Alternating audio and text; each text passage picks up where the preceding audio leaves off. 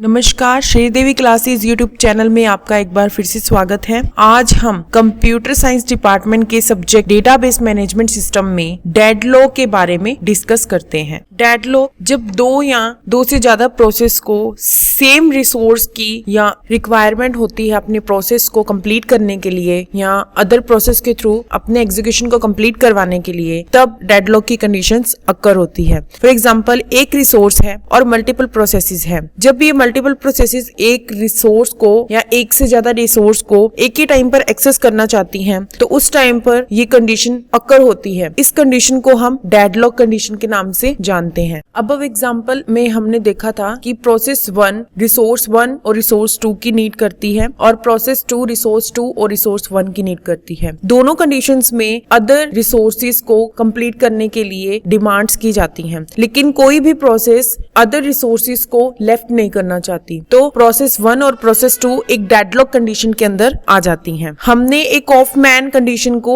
देखा है जिसके अंदर हम इसे एक पर्पस से सॉल्व कर सकते हैं। डेडलॉक तब अकर होता है जब 4 ऑफ मैन कंडीशंस को होल्ड करके रखता है ट्रूली। इस कंडीशंस में हमें म्यूचुअल एक्सक्लूसिव की जरूरत नहीं होती है। म्यूचुअल एक्सक्लूजन क्या होता है? जब कोई प्रोसेस रिसोर्स ओनली एक प्रोसेस को एट ए टाइम पर होल्ड करके रखता है तो उसे हम म्यूचुअल एक्सक्लूजन के नाम से जानते हैं। दिए गए डायग्राम में हम देखेंगे कि एक सिंगल इंस्टेंस है जिसने हमारे रिसोर्स R1 को होल्ड कर रखा है प्रोसेस P1 के लिए ओनली। जैसे यहाँ पर प्रोसेस P1 है और रिसोर्स R1 है, तो हमने एक टाइम पर एक प्रोसेस और एक रिसोर्स को एलोकेट कर रखा है, तो इसमें ये म्यूचुअल एक्सक्लूजन का वर्क कर रहा है। नेक्स्ट है होल्ड एंड वेट। एक प्रोसेस होल्ड कर सकती है मल्टीपल रिसोर्सेज को, स्टिल जब उसकी रिक्वेस्ट मोर रिसोर्सेज के लिए हो, अदर प्रोसेसेस के लिए, तो उस टाइम पर वो उन्हें होल्ड करके रख सकती है। एग्जाम्पल में प्रोसेस P1 ने होल्ड कर रखा है रिसोर्स R1 एंड R2 को एंड रिक्वेस्ट कर रहा है R3 रिसोर्स के लिए जिसे होल्ड कर रखा है P2 ने। तो एक सर्कुल सर्कमस्टेंसेस बनता है जिसमें हम होल्ड एंड वेट की कंडीशन को अप्लाई करते हैं। यहाँ पर प्रोसेस P2 ने एलोकेट कर रखा है रिसोर्स R3 को और प्रोसेस P1 ने रिसोर्स R1 और R2 को एलोकेट कर रखा है और रिक्वेस्ट कर रहा है R3 के लिए। हम बात करते हैं नॉन प्रीम्पशन मेथड के बारे में। कोई भी रिसोर्स